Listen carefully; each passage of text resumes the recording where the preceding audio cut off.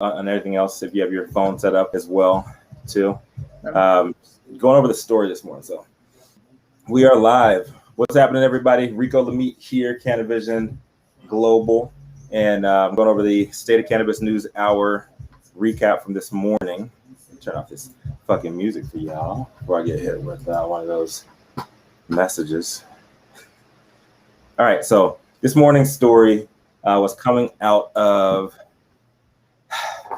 Long Beach Post, and so I brought my good friend, the birthday girl, Harvest Honey herself, Miss Nichole West, on the show with us today. Actually, one of the co-producers of the show. How you doing today, birthday girl? Happy motherfucking birthday! Thank you. Oh man, Dutch. Sorry, my dog thinks that someone's here every time the ring goes off on my phone. You are good. I'm doing good. It's been a lovely day so far. 36. So now I'm like well into my 30s.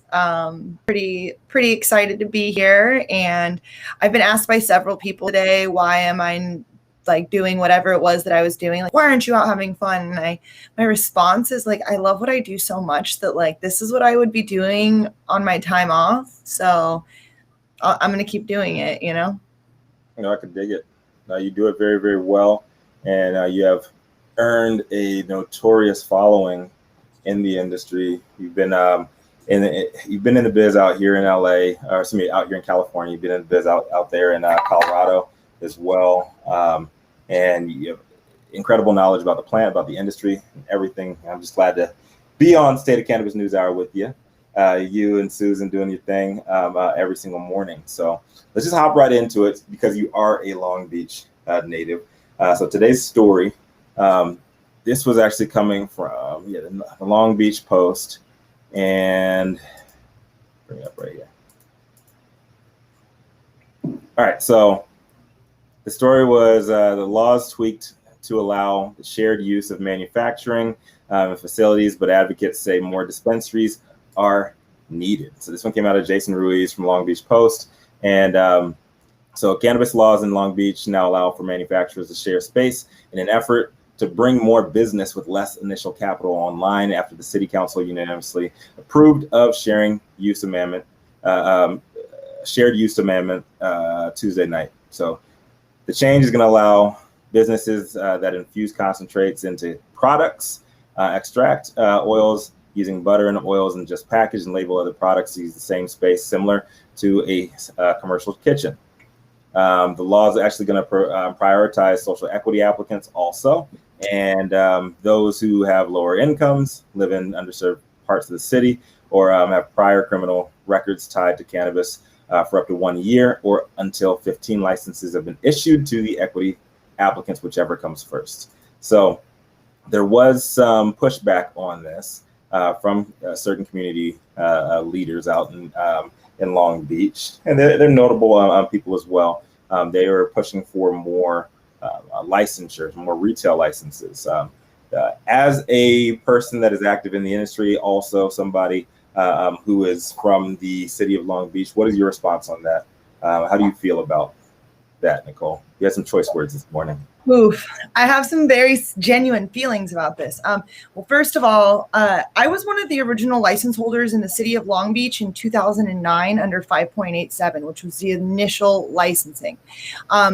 During that licensing process, prior to the state Supreme Court ruling, which overturned 5.87, deeming 3 portions of it unconstitutional, according to the state Supreme Court, based on handicapped accessibility rules, the state not being willing to rewrite those ordinances, they completely overturned it, closed the city with cannabis, and waited 7 years to do it all over again.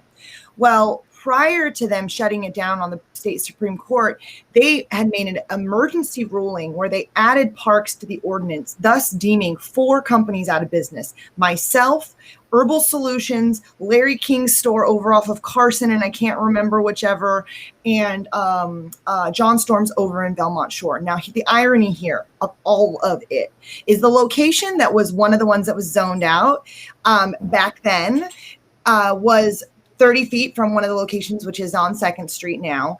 Years later, we get this new round. But when they offered licensure points on this new round, when they gave licenses out again under the McCurse under new regulation about 5 years ago now. They did not give preferential points to those 4 original applicants, which were zoned out because they said, what was it? That would be too many dispensaries. Okay. So 5 years ago, they were like, no, not giving points to the few that had been deemed out. So my first argument is, if you're going to give any more retail, let's go back to those 4 people that you guys fucked over the first round through. Right. And get them their points and give them an opportunity to get licensure. Okay. I haven't spoken about this in a long time, but this is the first time that I have like an opportunity where it's like, there should be something given back to those 4 people that got fucked on that first round, right? It wasn't just me. There was 3 others. And we should have gotten our point, right? We all should have gotten our motherfucking point if we need any more retail. So then my second piece to this is, manufacturing is an opportunity in the city of Long Beach where we have resources. Okay. So the city is actually being responsible with the fact that we have resources and things that we can offer, strong amounts of power on the west side, big industrial buildings at reasonable prices, easy logistical routes out of these areas. There's some really big wins for distribution, manufacturing, and cultivation if you're going indoor to be on the west side of Long Beach because of what we have available over there in our harbor area. Now, the last piece to this I have to say is Long Beach fucked up so bad at giving any sort of social equity in the beginning. Their first round of social equity was the most piss poor thing I think I had ever seen. It was like, oh, you don't have to pay the license or the like permit fees, which at the end of the day was like 12 grand or something. And you can skip the line. Those were basically the 2 things. Like you can get in the front of the line if you need permits pulled or whatever, and you don't have to pay certain fees. And I was like, that's the saddest thing I think I've ever heard in my life. Like 0 opportunity, 0 equity. And it was the same, you had to prove whether it be the income or the pre-existing conviction or anything like that. But they did such a bad job in the beginning. Everyone's right that the next step needs to be social equity, because the groups that are pushing towards needing more retail, they are saying it needs to be for social equity. And the ones that are pushing towards needing more manufacturing opportunity, they're also pushing towards social equity. So here, both groups are right. Whether or not we need more retail, I do not agree with. I do not agree that we need more retail. I agree that there needs to be more robustness in some of the retail. We have one retail store that ended up shutting down because they were, slow and they couldn't get it together. So there's been one business actually go out of business pretty much because here in the city of Long Beach. And so if that's the case and there's already retail licensure for sale for reasonable prices because people aren't doing well here, do we really need more retail, right? My answer is no. And I'm not an economist and all I know is what good cannabis looks like and how to get it from point A to point B, while it's the best quality possible, and how to train people on how to do that. But I don't know the full economics of it, but in my mind, if we have, 700,000 people here and 22 retail locations, and one of them it already is struggling to stay in business, and the other ones, the doors aren't flying off the fucking hinges, you know what I mean? It's not like, oh my God, we've got so much weed sales, we don't know what to do. So if that was the case, maybe I might say that we do need more retail. But the opportunity to create sustainable business in a social equity model where Long Beach is trying to roll out, and the LBCA, and I'm super fucking proud of the work they've been doing. They're trying to roll out a program where you're working alongside a business that's already doing it. And that's the reason why they want to have this shared space, because the current ordinance won't allow for that to happen. Okay. So in order to create a good social equity program, we need fucking education. We need to help people understand what this is, and capital. Those are the 2 things, right? We need to have real business acumen and what this looks like, and we need capital. And so part of what they're proposing is that you create a side-by-side model where you incubate these businesses and teach them how to do it. And then they're able to get up and running via that licensure. And then you're able to create 2 sustainable business models and 2 sets of incomes, as well as 2 sets of staff members that are able to operate out of one location. And now it might be where someone has to work an AM shift and someone has to work a PM shift because the spaces aren't that big. But at the same time, to be able to maximize those opportunities and provide more value for people that can't afford to do the entire big thing, that is what social equity really would look like in an ideal world, where you are able to create shared space. That, I mean, when you look at the commune idea, the co-op idea, like that's really what it is about, community. You know what I mean? And building that and showing somebody, the difference between giving a man a fish and teaching a man to fish. Or a woman. So right for that, absolutely. So real quick here, I got Video Matt. What up, Video Matt? We got to just fucking work together. He says, "What we need are honest people behind the application process. We need small mom and pop delivery shops, and by the time social equity is done, all the Chads will already be established." Real talk. Fair. So anything else? Delivery is something that I don't disagree with, that being an opportunity as well, because the infrastructure is much lower cost and the ability to do that. And specific people who are in favor of the retail model had some like weird social media thing recently where they were like, we're going to share a fucking delivery service and we've got a license, we're going to give it to a social equity person. And I think if that's the case, if a retail licensure, because all retail businesses are allowed to have delivery. So if a retail license was like, hey, I'm going to give the delivery portion to my social equity partner, like that could make sense. I could get on board with that too, but that wouldn't be more retail. That would be delivery opportunity and shared space out of a retail, right? The same way we would be sharing space at a manufacturing in this equation. I could dig it. So La Nicaragua asked to join. She hops on here. I'm gonna get her to ask a question as well. What up, Weedy Wonkas? It's her medicine, the Cake House, California. La Nicaragua. I got a Video Matt, John Boy XL, New Jersey Weed Man. Fuck you. Solid. This is great. All right, the roots is delivery. You never went to the pot dealers because he came to you. I mean, yeah, that's the old model that we have to deal with what we're dealing with now. So my question for you, Nichole, is something that I've asked several legislators along the way, and I haven't gotten a straight answer yet. So all these retail licenses, all these retail operators, all these cultivation operators and everything, especially the ones that are social equity, they have to come up and quote unquote incubated by MSOs.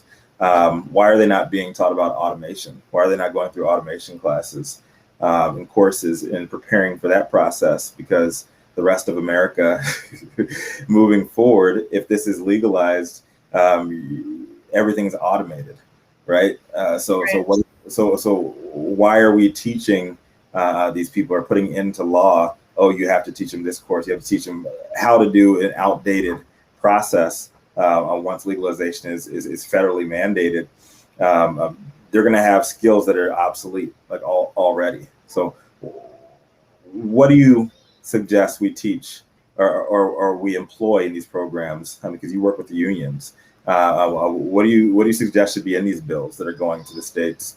I personally love the idea, the philosophy, everything behind social equity, but it just does not work in a hybrid economy. You could have a bunch of people believing that they're being duped, they're being left out, and some of them actually have merit to that. And you have states like California where affirmative action doesn't even exist. So you're fighting an uphill battle from the beginning. How do you think that it would, from a organized worker point of view, how can social equity work? Well, first of all, the question about automation, I would like to just address with the fact that the cannabis industry would have to literally get a full overhaul for automation to even be relevant for like 80%, 90% of the people in the industry currently as it is. And you're not wrong that when descheduling happens, there will be a big play on that. However, the transition of what that even looks like, the people that are even the highest in the industry right now, a select few of them are using full automation on most things. And when in cultivation, we're getting better at it. We're getting much better at it. And I think that's just because we have so much agricultural, piece of it. But then when we're starting to talk about processing, the robots that do the things, and I work with a company that does a bunch of robotics, they're learning the trades, right? And so a lot of this is going to be robotics automation in the process and that sort of thing. So I think if we were teaching social equity people that, we would have to first find somebody who knew it, right? Like who was doing it well. Like I educate, I train people. I have SOPs that, I've worked in for a decade building, and I only know really in full cultivation automation. When it comes to manufacturing, like this is all still very hands-on on almost everything that I see being done. I mean, obviously there's machines, but like when we're talking about like full automation, like I don't see anybody trusting the computer to do the whole thing. I see people staring at the gauges, and I see people, adjusting pressure nozzles and like really making things refining the process every day, because we don't fully know what the fuck we're doing. Right. So before you can automate something, you have to know what the fuck it is. And so I think we're still kind of like punching holes through shit to find where that right thing is. And so I'd say automation in being something that's really fully applicable. Once you figure out what the thing is, you got about 3 years before you can automate it, right? Because you have to create the consistency, and you also have to work out variables, and then probably about 3 years out. So we're 3 years out at any point of when we get our heads out of our asses to fully automating, because right now we're fighting so much internally over like what the right answer is that I don't know that we'll have any like consistent answer for a long time. So when we talk about like what social equity people should learn, in my mind, some of the most important, most valuable pieces is fully explaining the financial. One of the things that I think really gets a lot of people throughout this process is grasping where taxes sit. Before you end, it is 4:20. So if you want to make sure before you finish. I got the medicine woman, because I am inside, because we needed to sound better for Nichole today. So I got to go with the vape today. I hate vapes, but it's actually a nice one from the medicine woman. Check out this disposable. Disposable vapes are bad for the environment, aren't they? What was that? Aren't disposable vapes are really bad for the environment, aren't they? They are. Yeah, they definitely are. I mean, lithium ion in general, like the irony about most of the things that we think are good for the environment are currently good for the environment, but like kind of everything's got a long-term shitty piece. I can dig it. So social equity education was the question. And my biggest point is financial education, not only in like how to run, how to do, how to build, and manage your own business on a big level, and base level accounting. I want everyone to be a fucking accountant, but like base level accounting of what it looks like when we actually spread down 6 months or a year of cannabis business, what is and is not tangible in the way of like equating your actual cogs. And I think a lot of people really struggle with that.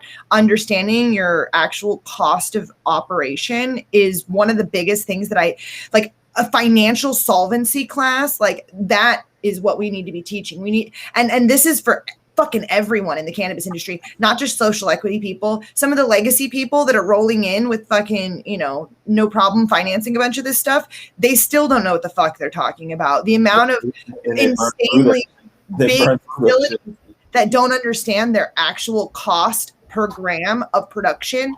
And I, based on certain numbers that they tell me, I know instantly that they don't know what the fuck they're talking about, So in closing, because we don't like to go too long on here, it's 4:20, people got things to do, and I gotta go help out with some children up in Pasadena, help them out on the football field.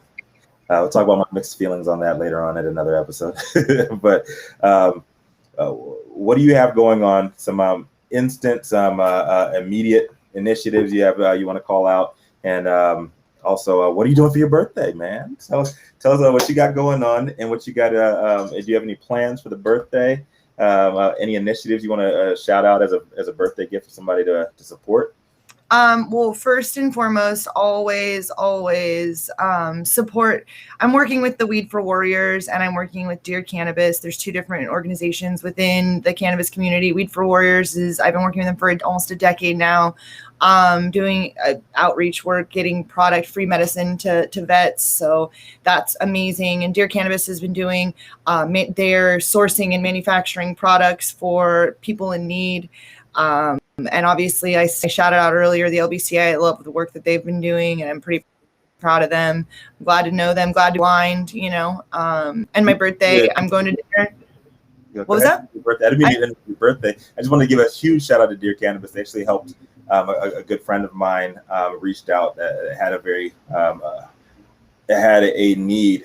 She had a stage 4 cancer. And Dear Cannabis was actually able to get her some RSO. Staying in touch with her to see how her treatments are going, but she's actually in the industry too, so she wants to go public with her story. I want to talk about that, and I know somebody personally that Dear Cannabis is helping with the treatment, so that's pretty cool. I also know people personally that they've helped. It's amazing. I'm really proud to to even have that group in my orbit. Ishka said happy birthday too. What was that? Ishka Hillman says happy birthday. Thank you, Ish. So awesome. So birthday. Go ahead with that. Birthday. I've got dinner. I'm going out to dinner with a bunch of friends here in a little bit. Actually, we've got. Shit.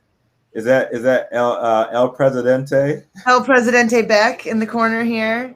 We're getting ready to peace out and go get some food in a little bit. And I'm going to do beach day all weekend and probably take a heroic dose and wander Venice. I could dig it. You're going to mix that with a little psychedelics too? A heroic dose. Oh, that's what a heroic dose is? I need to get my education up. I apologize. All right. So much love to you. Much love to President Jason Beck, who should be doing bigger things in in the world, hopefully. But what can he be doing bigger? We're getting there. But what could he be doing that's bigger than Nichole West's birthday? Appreciate you coming on with us. Appreciate the Long Beach point of view.